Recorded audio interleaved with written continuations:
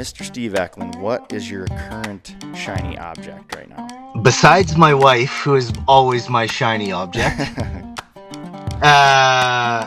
Check mark. Okay, good, Steve. Yep. You're Good doing job. good. You're doing good. Good job. I think the shiny object for me is Welcome to the Range Podcast. I'm Ricky Bruley, and with me is Jake Hollywood Iverson. Join us at the Archery range, where we'll tell stories from the hunt, discuss technical bow shooting tactics and gear, and pick the brains of some of the most successful people to ever shoot a bow. Whether you're about to shoot that X for the win or send an arrow at a trophy buck, this podcast is for you.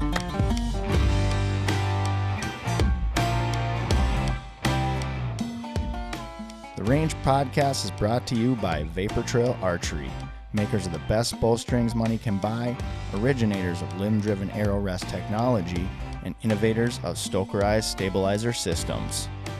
Thank you all for joining us today. You can find the video version of this episode on the Vapor Trail YouTube channel. Please head on over, give us a subscribe. If you like the video, give it a like and hit that bell so you can be notified of all things archery. Mr. Steve Ecklund, how you doing, man?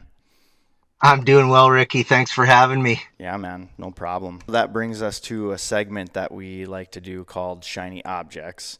And you may not be familiar with this, and for our listeners who are not, basically we just take a minute to talk about what is the current shiny object in front of us. It doesn't necessarily have to be an object. It can be a story. It can be, an upcoming hunt you have. It can be, a book, a song, anything like that. So, Mr. Steve Ecklund, what is your current shiny object right now? Besides my wife, who is always my shiny object. Check mark. Okay, Yep. good, Steve. Yep. You're Good doing job. good. You're doing good. Good job. I think the shiny object for me is the Grand Slam, the North American 29. So for anybody out there that doesn't realize what that is, the Grand Slam 29 big game North American species, 175 people. And don't quote me on that because I Googled it. Mm-hmm. But then I talked to some folks the other day and they said there's actually 220 that have done it in the whole world. Okay. I was never really super interested in this. I'm not one. I like to shoot big animals that score big and all that kind of stuff. I do enjoy that, but I'm not one for the record books. I've never registered really anything other than a black bear at one time. Wild Sheep Foundation reached out to me and they were wondering why I didn't register my slam because I've been one of those fortunate guys to get a Grand Slam on the sheep. Mm-hmm. Yeah. And working, I only need actually one more for a second one. So when they heard that, they were kind of like, you got to get on it. I guess, again, with the elevated platform, you get to stand on TV show, recognizable kind of personality type thing. Mm-hmm. They want you to put that in the books, right? Yeah. So they were kind of giving me the rundown on how that happens. And I asked them to send me some documentation. This was a couple years ago. And they did. And within that documentation, they had a list for the Big 10, I think they call it, and then this North American 29. And all the animals listed on there. So I just, with a little checkbox thing, and I started checking the boxes. I was like, God, I'm super close to having my North American 29 and didn't even really know it. Yeah. So then, inside it became a thing for me inside my own head. It was something that I can compete. I felt like I was in competition now, which always excites me. Yeah. And I started going after it. So it's, again, it's caused, sacrifice, find a way. If there's a will, there's a way, and I'll find it. I guarantee it. And started doing some of these hunts to kind of get it off. And last week, I was up in Alaska and I notched off my last caribou, which was the Barren Ground caribou. And that was number 26 on the list. There you go. And tomorrow I fly out and I'm after the Roosevelt elk for 27. Knock on wood. 28 will happen in first part of November up on Kodiak Island for the Sitka blacktail deer. Okay. And the big celebration, if everything goes according to plan, will be first week of June next year back in Alaska for the brown bear number 29 and the completion of my Grand Slam. Oh man, that's an incredible accomplishment.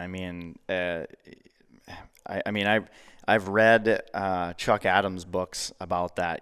Back when there was only a handful of guys that had completed it. And so now it's still a very small number in comparison, right? So just what an amazing accomplishment. I know that's maybe I shouldn't sell myself so short, but I don't know that that's anything I'll ever be able to accomplish in my life. But just amazing. And then not only that, but just doing what you do, and then all of a sudden realizing, man, I'm really close, and then hopefully being able to close in on it, real quick. That's great that you'll be able to hopefully knock off that'll be 3 this year. And then 3 this year, and then 1 next spring. One next year. That's awesome. So yeah, I'm stoked for you, and I'll be following along, and everybody else, make sure you follow along as well, and keep an eye out on that, and we'll be sure to on all our social channels to be promoting that and making sure that everybody is in the loop on that. Hey, success. If you're super savvy with all that stuff, I always wanted my own hashtag, but I can't start it myself because that's like pompous. Oh, so you got to start like hashtag Ecklund29. Somebody's got to do it for me. It's done. It's done, man. Already done. That's definitely gonna be in the hashtag on the teasers for this episode, and then it's gonna take off. It's just gonna explode. So yeah, I would imagine. Yeah. yeah. So I already spoke a little bit about what my shiny object is, I guess. But yeah, I've just really been diving into a lot of reading, and brushing up on some of the Native American history, and just kind of really just trying to honor, like you were saying before, where we're coming from, and what was here before we were, and trying to honor that as best we can, right? Because I feel like it deserves it, and it doesn't get enough attention. So yeah, I love that, man. Good for you. Yeah. I'm glad you're digging into that. It's again, there's a little bit of tie from my history, and a lot of awareness, right? Mm-hmm. You talked about the Alberts family. I'm going to be doing a hunt with him, First Nations hunt, in November for whitetail, possibly mule deer. And again, we're going to look at showcasing the culture more so than the hunt. Mm-hmm. The hunt will be there in the background because that's what we do. We're a hunting show. Right. But that's what he does as a First Nations outfitter. And we want to highlight that. We're already making plans to do potential powwows and film all that. A lot of cultural stuff there. So I'm super excited about that hunt. Yeah, man. That's awesome. I'll be keeping my eye out on that too, and following along closely. So, yeah, and then I guess the only other thing, so speaking of wives, I just celebrated my 2-year anniversary yesterday. So that was pretty awesome. We've been together for 5 years. We met each other over 10 years ago.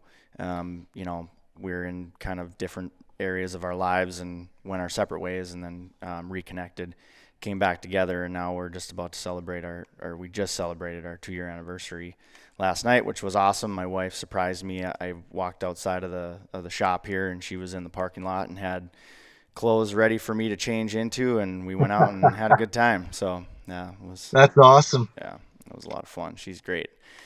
And so yeah, that brings us, I guess, to the end of the episode, man. Steve, where can the listeners find you on social media if they're looking to follow along with the grants, or the big 29, the North American 29? Yeah. Follow along social media, Facebook and Instagram. Steve Ecklund, Next Level Hunter. Excellent. And then I think pop up. And then they can also follow the TV show, right? That it's just The Edge TV show on Instagram, correct? That is correct. Yes, sir. All right, perfect. And then, yeah, Next Level Hunter, he's got some good gear, so head on over to the website and check that out. Make sure you grab that sweet new bino harness that he's got. NLHapparel.com. There we go. Perfect. And so, yeah, you can find us at The Range Podcast on Instagram and on Facebook. You can find me, Ricky.Wayne80 on Instagram, and Ricky W. Bruley on Facebook. Again, please be sure to head over to the Vapor Trail YouTube channel. If you like the video, hit that thumbs up button. subscribe, and also hit the bell so you can be up to date on all things archery.